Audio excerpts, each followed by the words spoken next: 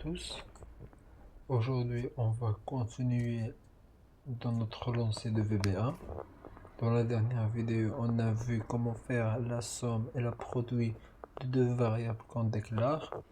Là, ça va être différent. On va faire la somme et le produit de deux variables déjà existantes et nous donner le résultat dans une feuille Excel. Alors, j'explique au fur et à mesure de l'exemple. Ça, macro 3. Alors là, on va déclarer les variables ainsi. Integer dim y as integer. Alors là, à la place de faire x est égal à input box, on va faire x est égal à range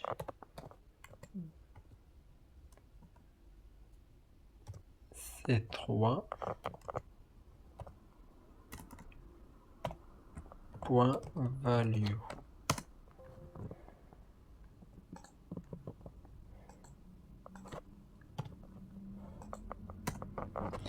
Y est égal à range c4 point value. Alors c'est quoi le range et c'est quoi le value? Range c'est 3, ça veut dire la cellule c'est 3 et point value c'est la valeur. Du coup x est égal à la valeur qui est inscrite dans C3 et y est égal à la valeur inscrite dans C4. Alors là, on va mettre range, par exemple, range Z4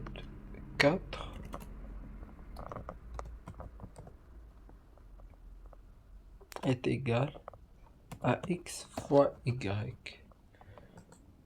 Alors là, on va voir C3 et C4, A, B et C. C3 c'est 11, et C3 c'est 12,5 et 15,3.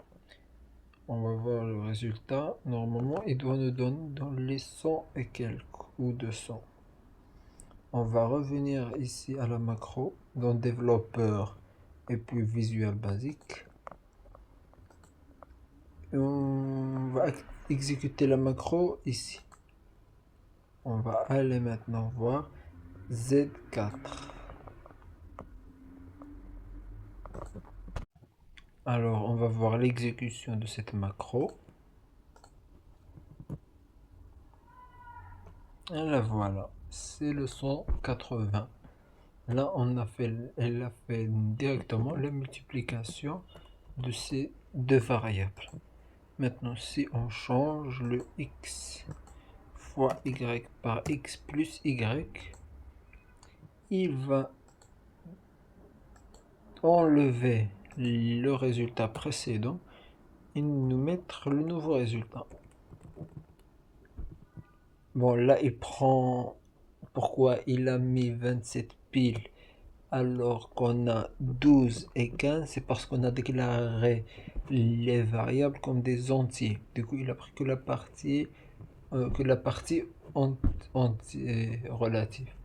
Maintenant, si on veut qu'il prenne la valeur entière, du coup, même avec la virgule, on va venir ici et changer le integer par le double. Parce que quand on dit double, on dit réel.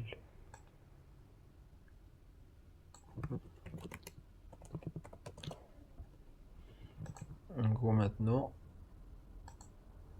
on va venir ici. Là, c'est 27,8. C'est 27,8. Et puis, on change encore une fois ça par la multiplication.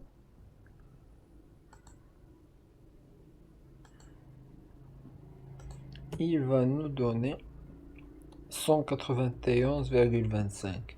Vous voyez, le résultat change selon la nature déclarée de la variable. Alors, c'était une vidéo pour changer de l'exemple précédent. Dans la prochaine vidéo, on va voir d'autres fonctionnalités basiques des macros, en plus de quelques boucles qui vont faciliter la tâche dans l'élaboration des macros et l'utilisation au sein d'Excel.